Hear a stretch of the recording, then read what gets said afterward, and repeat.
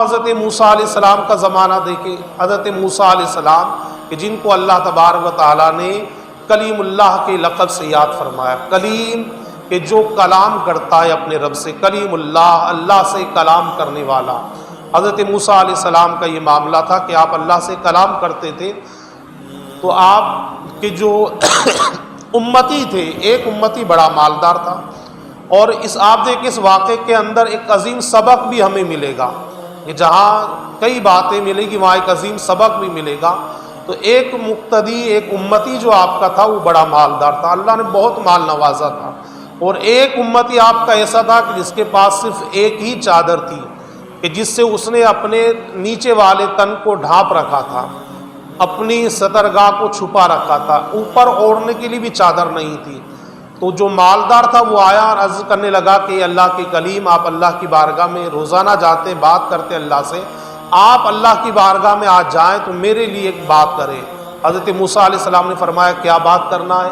تو کہا کہ رب سے یہ عرض کرنا کہ یا الہ العالمین، تیرے فلاں بندے کے پاس بہت مال آ چکا ہے، بہت مال ہے، اب اسے مال کی ضرورت نہیں، مولا اب روک دے اپنی رحمت کا دروازہ، اب مجھے مال نہیں چاہیے، میرے لیے یہ عرض کرنا۔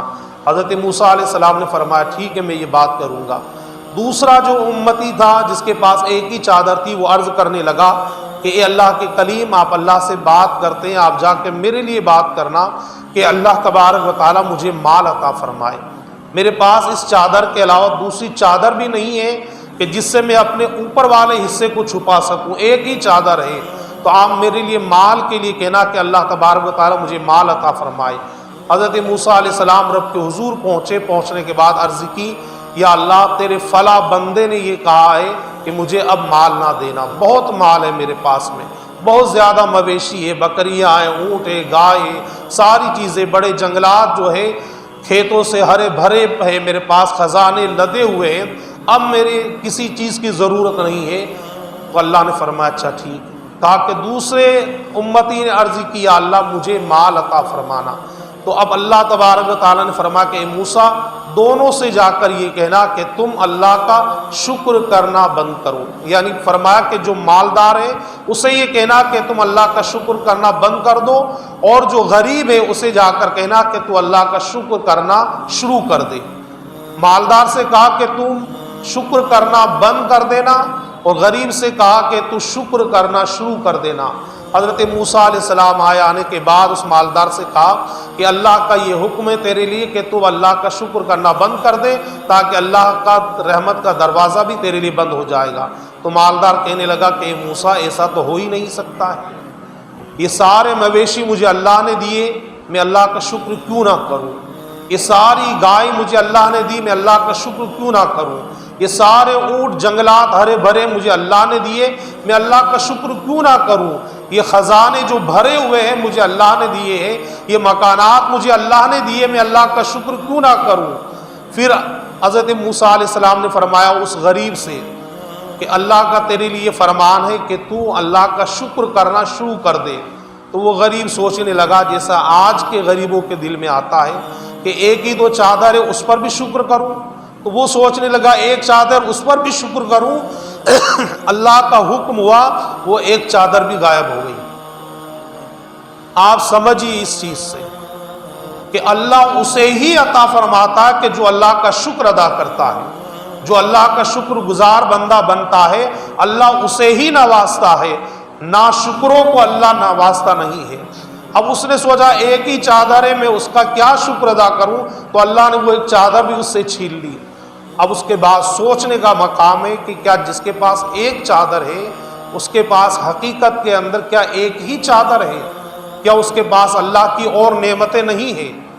بہت ساری نعمتیں ہیں۔ آپ دیکھیں جس کے پاس آنکھیں نہیں ہیں اس سے پوچھو کہ آنکھ کسے کہا جاتا ہے، جس کے پاس کان نہیں ہے جو بہرا ہے اسے پوچھو کہ کان کسے کہا جاتا ہے، جس کے پاس زبان نہیں ہے جو بولنا نہیں جانتا اس سے پوچھو کہ زبان کسے کہا جاتا ہے، جس کے پاس پیر نہیں ہے اس سے پوچھو کہ پیر کسے کہا جاتا ہے۔ یہ اللہ کی کتنی بڑی عظیم نعمتیں ہمارے پاس ہیں۔ آپ دیکھیں لاکھوں روپے، کروڑوں روپے خرچ کرنے کے بعد بھی یہ جو آنکھ اللہ نے ہمیں عطا فرمائی ہے، ایسی آنکھ دوبارہ نہیں مل سکتی۔ جو اللہ نے چیزیں ہمیں عطا فرمائی ہے، آپ اپنے جسم کے اندر دیکھیں، آپ گردہ کلیجی پھیپڑے کو لے لیں، آپ جس کا پھیپڑا فیل ہو جائے، جس کے گردے فیل ہو جائے، اس سے پوچھیے آپ کہ کیسی عظیم نعمت اللہ کی ہے۔ لاکھوں روپے خرچ کرنے کے بعد وہ نعمت نہیں ملتی ہے۔ آپ دیکھیں، گردہ لگا لے گا، 10-15 لاکھ روپے خرچ کر لے گا، لیکن جو سکون و اطمینان اس سے پہلے تھا، وہ سکون و اطمینان، وہ راحت اسے نہیں مل سکتی ہے۔ تو اللہ نے کیسی عظیم نعمتیں ہمیں عطا فرمائی ہے، کہ اس کے بعد ہمیں اللہ کا شکر ادا نہیں کرنا چاہیے۔ کیسی کیسی نعمتیں اللہ ہمیں کھلاتا ہے، کہ اس کے بعد ہمیں اللہ کا شکر ادا نہیں کرنا چاہیے۔ آپ دیکھیں، رات کو آپ بھی سوئے تھے اپنے بستر پر، میں بھی سویا تھا۔ بہت سارے لوگ ایسے ہیں کہ جو رات کو سوئے کے سوئے رہ گئے، اٹھ ہی نہیں پائے۔ وہ ہم اٹھ گئے کہ اللہ کا شکر ادا نہیں کرنا چاہیے۔ ہم اور آپ زندہ ہیں ابھی، کہ اللہ کا شکر ادا نہیں کرنا چاہیے۔ اللہ کی نعمتیں ہم کھا رہے ہیں کہ اللہ کا شکر ادا نہیں کرنا چاہیے۔ کتنا بڑا رب کا فضل، کرم، احسان ہے، تو اس پر ہمیں اللہ کا شکر ادا کرنا چاہیے۔ اور اگر صرف اس ایک ہی چادر والے کی طرح سمجھ لیں گے تو آپ دیکھیں زندگی بھر بھیک ہی مانگتے رہیں گے، اور اللہ کا شکر ادا کرنا شروع کر دیں گے تو اللہ کی رحمت کے خزانوں میں تو کوئی کمی ہے ہی نہیں۔ اللہ اتنا عطا فرمائے گا، اتنا عطا فرمائے گا کہ سنبھالے سے بھی سنبھالا نہیں جائے گا۔ حضرت عبد الرحمن بن عوف رضی اللہ تعالیٰ عنہ کی زندگی کو دیکھیں آپ، کہ جب آپ مکہ المکرمہ سے ہجرت کر مدینہ تشریف لائے تھے،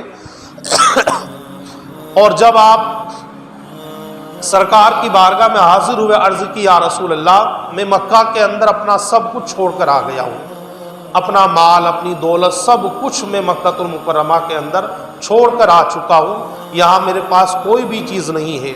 تو سرکار نے فرمایا تم کیا چاہتے ہو؟ عرض کی یا رسول اللہ، مدینہ کے بازار کا پتہ آپ مجھے بتا دیں، اس لیے کہ میں تاجر ہوں، تجارت کرتا تھا، یہاں بھی تجارت کروں گا۔ تو سرکار نے انہیں مدینہ کے بازار کا پتہ بتا دیا کہ یہ راستہ مدینہ کے بازار میں جاتا ہے۔ پہلے دن حضرت عبد الرحمن بن عوف مدینہ کے جنگل پہنچے اور صرف کھجور کی گٹھلیوں کو جمع کیا، اور کھجور کی گٹھلیوں کو لے کر مدینہ کے بازار میں آئے تو پہلے دن آپ نے 1 دینار کمایا۔ پھر دوسرے دن آپ نے پھر وہ کام شروع کیا، کھجور اور جنگل سے لکڑیاں لانے لگے، لکڑیوں کے گٹھے بنا بنا کر لاتے رہے، مدینہ کے بازار میں بیچتے رہے۔ آپ دیکھیں صرف 30 سال کا زمانہ گزرا تھا کہ جب حضرت عبد الرحمن بن عوف کا ورثہ تقسیم ہو رہا تھا، یعنی مال اپنی اولاد میں آپ خود بانٹ رہے تھے، تو حضرت عبد الرحمن بن عوف سونے کو ترازو سے تول کر اپنی اولاد کے درمیان تقسیم فرما رہے تھے۔ وجہ کیا تھی؟ کہ وہ شکر ادا کر رہے تھے اللہ کا، بھوکے تھے تب بھی اللہ کا شکر ادا کر رہے تھے، کھجور کھا کر اللہ کا شکر ادا کر رہے تھے، سوکھی روٹی کھا رہے تھے اللہ کا شکر ادا کر رہے تھے، صرف دودھ پی رہے تھے اللہ کا شکر ادا کر رہے تھے۔ تو اللہ تبارک و تعالیٰ نے انہیں ایسی ایسی عظیم نعمتیں عطا فرمائی۔ تو جو اللہ کا شکر گزار بندہ بن جاتا ہے، اللہ تبارک و تعالیٰ اسے ایسی نعمتیں عطا فرماتا ہے کہ جس کا وہ تصور بھی نہیں کر سکتا ہے۔